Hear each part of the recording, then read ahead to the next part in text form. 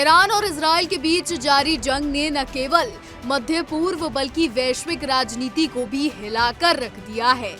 लेकिन इस संकट की घड़ी में ईरान अकेला पड़ता नजर आ रहा है। उसके सबसे खास दोस्त रूस पहले ईरान के साथ कंधे से कंधा मिलाकर खड़ा रहता था, आज वो खुद एक बुरे दौर से गुजर रहा है। दूसरा करीबी मुल्क चीन है, जो ईरान का आर्थिक और रणनीतिक सहयोगी रहा है, लेकिन उसने भी इस बार दूरी बना ली है। जी हाँ, अन्य सहयोगी देशों ने भी कन्नी काट ली है। इस दृष्टि से इजराइल की हमले की टाइमिंग सबसे खास लगती है। आपको बता दें कि ईरान का सबसे बड़ा सहयोगी रूस है। खासकर पिछले दशक में दोनों देशों के रिश्ते काफी मजबूत हुए हैं। दोनों देशों ने यूक्रेन युद्ध के दौरान एक दूसरे को आर्थिक और सैन्य समर्थन दिया। रिपोर्ट्स के अनुसार रूस और ईरान ने 2022 से 2024 के बीच रक्षा और ऊर्जा क्षेत्र में कई समझौते किए, जिसमें ईरान ने रूस को ड्रोन और मिसाइलों की आपूर्ति की, जबकि रूस ने ईरान को तेल और गैस के क्षेत्र में तकनीकी सहायता दी। लेकिन आज रूस खुद यूक्रेन युद्ध में बुरी तरह फंसा हुआ है। रूस की अर्थव्यवस्था संकट में है और उसकी सैन्य क्षमताएं भी कमजोर पड़ रही हैं। इस स्थिति में रूस ईरान को उतना समर्थन नहीं दे पा रहा है जितना पहले देता था। रूस के राष्ट्रपति व्लादिमीर पुतिन ने ईरान के समर्थन में केवल औपचारिक बयान दिए हैं, लेकिन व्यावहारिक रूप से कोई ठोस कदम नहीं उठाया है। रिपोर्ट्स में कहा गया है कि रूस ईरान को और अधिक सैन्य मदद देने से बच रहा है, क्योंकि उसे डर है कि इससे पश्चिमी देशों के साथ उसके संबंध और खराब हो सकते हैं।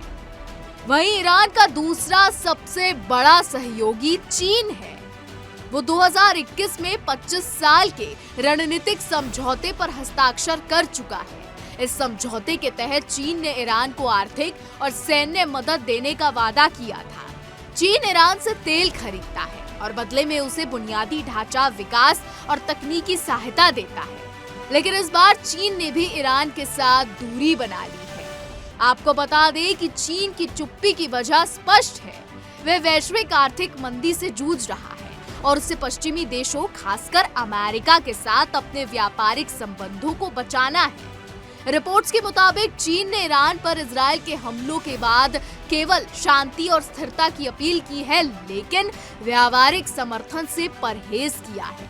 चीन को डर है कि अगर वो ईरान का खुलकर समर्थन करता है तो अमेरिका और यूरोपीय संघ उसके खिलाफ और कड़े प्रतिबंध लगा सकते हैं, जो उसकी अर्थव्यवस्था को और नुकसान पहुंचा सकता है। वहीं अब इजराइल ने स्थिति का फायदा उठाया है।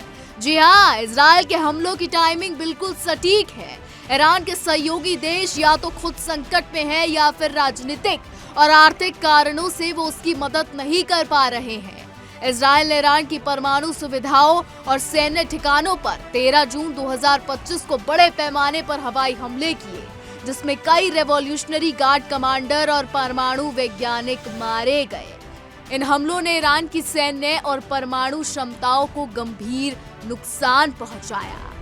बताते चले कि अब ईरान की मौजूदा स्थिति को देखते हुए ये स्पष्ट है कि वह लावारिस बन गया है। उसके सबसे खास दोस्त रूस और चीन भी इस बार उसकी मदद नहीं कर पा रहे हैं। इजराइल ने इस अवसर का फायदा उठाया और अपनी रणनीतिक टाइमिंग के साथ ईरान पर हमला कर दिया। ये घटनाक्रम न केवल ईरान की सैन्य और परमाणु क्षमताओं को कमजोर कर रहा है, बल्कि क्षेत्रीय और वैश्विक राजनीति को भी नए सिरे से परिभाषित कर रहा है।